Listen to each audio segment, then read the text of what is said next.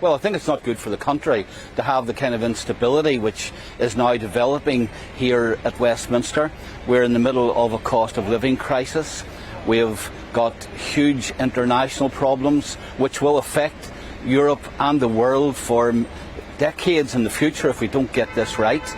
And we're on the verge of moving into a recession because of all of the impacts of the Ukrainian situation, the supply side issues which have arisen from the pandemic and other economic problems. And really I think what we need is stability and not this self-indulgence of who should lead the Conservative Party and who should be Prime Minister. We've got a Prime Minister.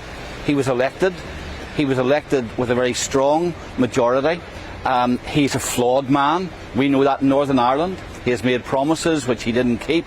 But nevertheless, I think that if you look at the overall picture, the country cannot afford this indulgence at the moment. So the way you see this is just about politicians ignoring the needs of the people, engaging in effectively sort of vanity projects for their own careers, as opposed to thinking about what is right for the nation and for all of these individuals. So, as you say, we're struggling with cost of living. We can barely afford to fill the tanks of our cars. We can barely afford to pay our electricity bills. So this is effectively what the country does not need right now, is this sort of disruption.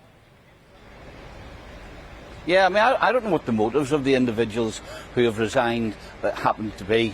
But what I do know is that we are in the middle of a huge crisis in the UK and outside the UK. The Prime Minister has come back from a week where he met with Commonwealth leaders, he met with NATO, he met with the G7.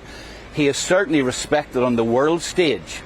And if, as a result of some of the bad decisions he has made here in the United Kingdom, his image has been tarnished, that's still no reason, as I see it, for having the kind of and creating the kind of crisis that we're now facing, and leaving the country perhaps for the next 3 months with no effective government until a new leader is chosen, if indeed that is the way the Conservative Party decide to go. I hope that most of them will have enough sense to recognise that while their leader may not be a perfect person, I guess that whoever they would get in his place will be just as imperfect in maybe in other ways.